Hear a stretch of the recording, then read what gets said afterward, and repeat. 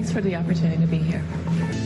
Omarosa has a huge chip on her shoulder. She felt that she was superior to the other people. Former Trump apprentice Omarosa Manigault just left her job at the White House doing whatever it is she did there. Now wild stories are coming out in the wake of her departure. Left-wing radio reporter April Ryan, not the most reliable source, but she says Omarosa got the news from Chief of Staff John Kelly and immediately had a meltdown worthy of reality television, lots of shouting, angry profanity. Today, though, Omarosa appeared on GMA and denied being fired at all. I resigned, and I didn't do that in the residence as being reported. John Kelly and I sat down in the Situation Room, which is a very secure, very quiet room in the White House, and we had a very candid conversation. And I wanted to make the 1-year mark. That was one of the goals that I set out to, and then get back to my life. So you resigned, you weren't fired as being reported. And you know, I like to hear all of these interesting tales, but I have to tell you that they're 100% false.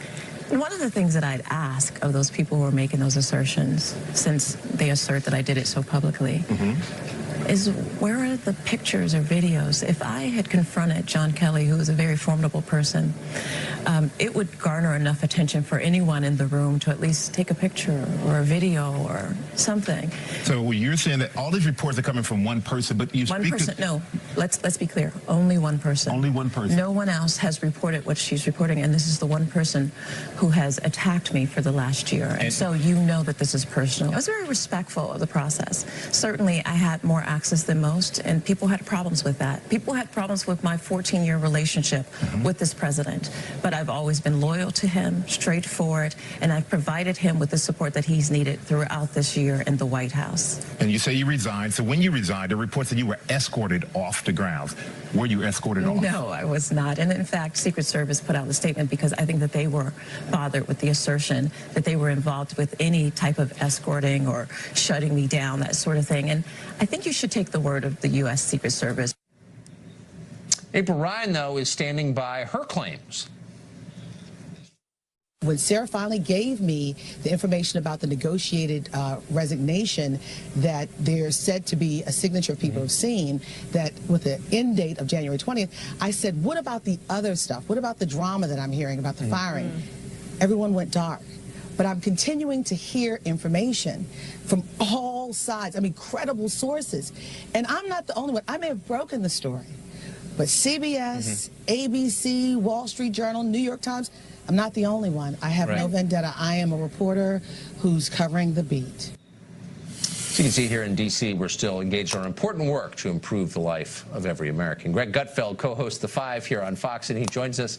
So, Greg, Omarosa got fired from what exactly? That's a good question. She's one of those types of people that who gets a job as a favor out of loyalty, and no one's quite sure what she does. This happens at Fox News a lot. The initials of our Omarosa is Ed Henry. But what do you expect? What do you expect from the most unpopular reality star since the naked guy on Survivor, who I think is actually going to replace her? She was awful coming in. We knew that. And the fact that her main goal was to last 1 year. 1 year on the job. That's I wouldn't call that ambitious. By the way, if you read how this whole conversation went, I guess they said that John Kelly and her had a candid conversation, and candid is basically public relations for, I don't like you, you're a bad person, please get the hell out of here. Then they said they went to the White House, and the White House said something like, we wish her the best, which means we hope she finds something else to do and leaves us alone because she scares the crap out of us. Well, and maybe they have reason to be afraid. This morning on one of the morning shows, she said, I have a lot to tell you about what the White House was like, and I will be telling my story. I mean, that's a direct pitch to publishers, isn't it? It is. This is all about a book. She says she had problems with the White House in terms of her helping her own community, and I'm trying to figure out, what is that community? Is that community consisting of unbearable, self-centered reality stars? Because then there are only two members, her and Piers Morgan. So that's going to sell 2 like books. Piers Morgan. I can't control myself. He's smart. I just like ribbing Piers because he deserves it. Ever since he posed in that centerfold, I can't take him seriously. I don't get those magazines at home, so I have 7 see copies. I have 7 copies. I'd love to interoffice you, the one that I have shellacked. So how do you manage, if you're running the White House, how do you manage a former employee like Omarosa? You know, you put her in a job where she can't break anything. And what happened was she can, if there's a vase in that room, she's going to break it, because it's all about her. She lorded her relationship with Donald Trump over everybody else. That's why she brought that wedding, the 40-member wedding group to the White House. I wouldn't even do that to my house, mainly because I don't like people. But it's just that you don't make good decisions based on loyalty.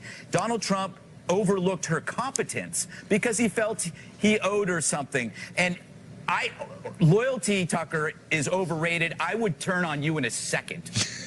I owe you nothing. I couldn't disagree with you more, Greg. Yes. I would drop you so quickly. She did add levity.